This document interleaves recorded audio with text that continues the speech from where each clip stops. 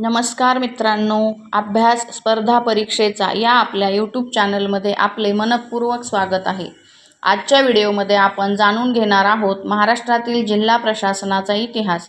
जिल्हा प्रशासन म्हणजे काय, त्याची सुरुवात कशी झाली, ब्रिटिश काळात त्याची रचना कशी होती आणि आजच्या आधुनिक महाराष्ट्रात जिल्हा प्रशासनाचे महत्त्व काय आहे, हे सर्व आपण अगदी सोप्या भाषेत समजून घेणार आहोत.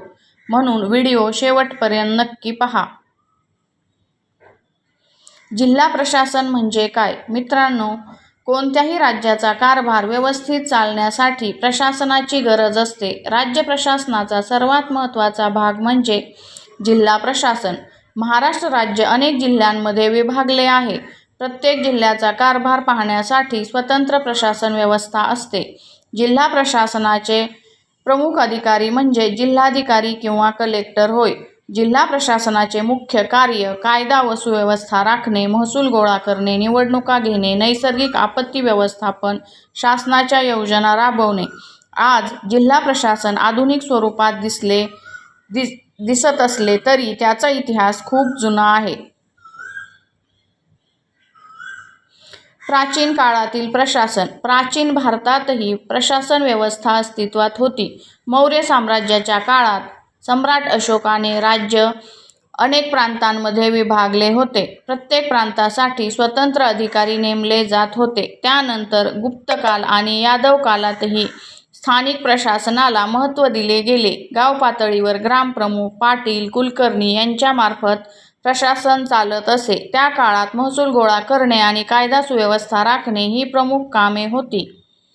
छत्रपती शिवाजी महाराजांचा काळ. महाराष्ट्रातील प्रशासनाच्या इतिहासात छत्रपती शिवाजी महाराजांचे योगदान अत्यंत महत्त्वाचे आहे. शिवाजी महाराजांनी स्वराज्य उभे करताना अत्यंत सक्षम प्रशासन व्यवस्था निर्माण केली. राज्याचे अनेक प्रांतांमध्ये विभाजन करण्यात आले होते. महसूल आणि संरक्षण यावर विशेष भर दिला जात होता. शिवाजी महाराजांच्या काळात अष्टप्रधान मंडळ, पाटील व्यवस्था, महसूल पद्धती यांचा प्रभावी वापर केला गेला. गाव पातळीवर प्रशासन मजबूत करण्यात आले. यामुळे लोकांचा शासनावर विश्वास वाढला. ब्रिटिश काळातील जिल्हा प्रशासन. आधुनिक जिल्हा प्रशासनाची खरी सुरुवात ब्रिटिश काळात झाली. ब्रिटिशांनी भारतावर सत्ता मिळवल्यानंतर प्रशासन अधिक व्यवस्थित करण्यासाठी जिल्हा पद्धती सुरू केली. सन 1772 मध्ये वॉरन हेस्टिंग्ज यांनी जिल्हा प्रशासनात बदल केले. त्यानंतर जिल्हाधिकारी किंवा कलेक्टर हे पद निर्माण करण्यात आले. कलेक्टरची मुख्य कामे होती महसूल गोळा करणे, कायदा सुव्यवस्था राखणे, शासनाचे आदेश लागू करणे. ब्रिटिश काळात जिल्हाधिकारी हा जिल्ह्याचा सर्वात शक्तिशाली अधिकारी मानला जात असे. हळूहळू पोलीस प्रशासन, न्यायव्यवस्था आणि महसूल व्यवस्था जिल्हा प्रशासनाशी जोडली गेली. स्वातंत्र्यानंतरचे जिल्हा प्रशासन. 1947 मध्ये भारत स्वतंत्र झाल्यानंतर जिल्हा प्रशासनात अनेक बदल करण्यात आले. लोकशाही व्यवस्थेला महत्त्व देण्यात आले. महाराष्ट्र राज्याची स्थापना 1 मे 1960 रोजी झाली. त्यानंतर महाराष्ट्रात नवीन जिल्ह्यांची निर्मिती झाली. आज महाराष्ट्रात अनेक जिल्हे असून प्रत्येक जिल्ह्यात जिल्हाधिकारी, मुख्य कार्यकारी अधिकारी, पोलीस अधीक्षक, तहसीलदार असे अधिकारी प्रशासन चालवतात. आज जिल्हा प्रशासन फक्त महसुलापुरते मर्यादित नाही.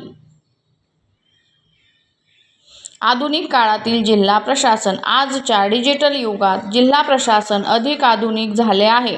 ऑनलाईन सेवा, महसूल नोंदी, ई-गव्हर्नन्स, महा-ऑनलाईन सेवा यामुळे नागरिकांना सुविधा मिळत आहेत.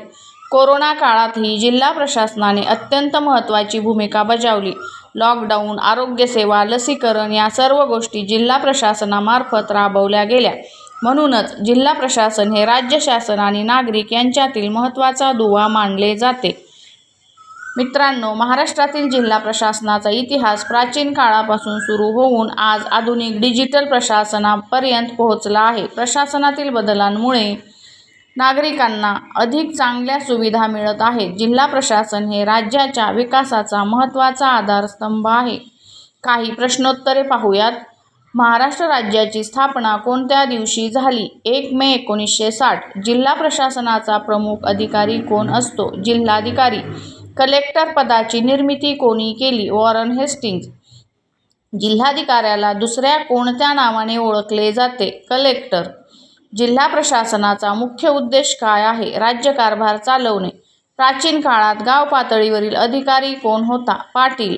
अष्टप्रधान मंडळ कोणाच्या काळात होते? शिवाजी महाराज. आधुनिक जिल्हा प्रशासनाची सुरुवात कोणत्या काळात झाली? ब्रिटिश काळात. महसूल गोळा करण्याचे कार्य कोणाशी संबंधित आहे? जिल्हाधिकारी. जिल्हा प्रशासन कोणत्या स्तरावर कार्य करते? स्थानिक स्तरावर. भारत कोणत्या वर्षी स्वतंत्र झाला? 1947. कायदा व सुव्यवस्था राखण्यासाठी मदत करणारा अधिकारी कोण? पोलीस अधीक्षक. ई-गव्हर्नन्स म्हणजे काय? डिजिटल प्रशासन. चित्रपट निर्मिती हे जिल्हा प्रशासनाचे कार्य आहे का? नाही. जिल्हा प्रशासन शासन आणि नागरिक यांच्यातील काय मानले जाते? दुवा. महसूल नोंदी ठेवण्याचे काम कोण करत असे? कुलकर्णी. कोरोना काळात जिल्हा प्रशासनाने कोणते कार्य केले? लसीकरण व्यवस्था. जिल्ह्याची निर्मिती कशासाठी केली जाते? सोयीस्कर प्रशासनासाठी. तहसीलदार कोणत्या प्रशासनाशी संबंधित असतो? जिल्हा प्रशासन. ब्रिटिश काळात जिल्हाधिकारी कशासाठी प्रसिद्ध होते? महसूल वसुली. ऑनलाईन सेवा कोणत्या माध्यमातून दिल्या जातात? ई-गव्हर्नन्स. शिवाजी महाराजांनी कोणती प्रशासन व्यवस्था मजबूत केली? ग्राम पातळी प्रशासन. मुख्य कार्यकारी अधिकारी कोणत्या संस्थेशी संबंधित असतात? जिल्हा परिषद. जिल्हा प्रशासन कोणत्या शासनाचा भाग आहे? राज्य शासन. जिल्हा प्रशासन आधुनिक बनण्यामागील मुख्य कारण काय? डिजिटल तंत्रज्ञान. व्हिडिओ आवडला असेल तर लाईक करा, शेअर करा आणि अभ्यास स्पर्धा परीक्षेचा चॅनल सबस्क्राईब नक्की करा. अशाच स्पर्धा परीक्षा उपयुक्त व्हिडिओसाठी आमच्या चॅनलसोबत जोडलेले राहा.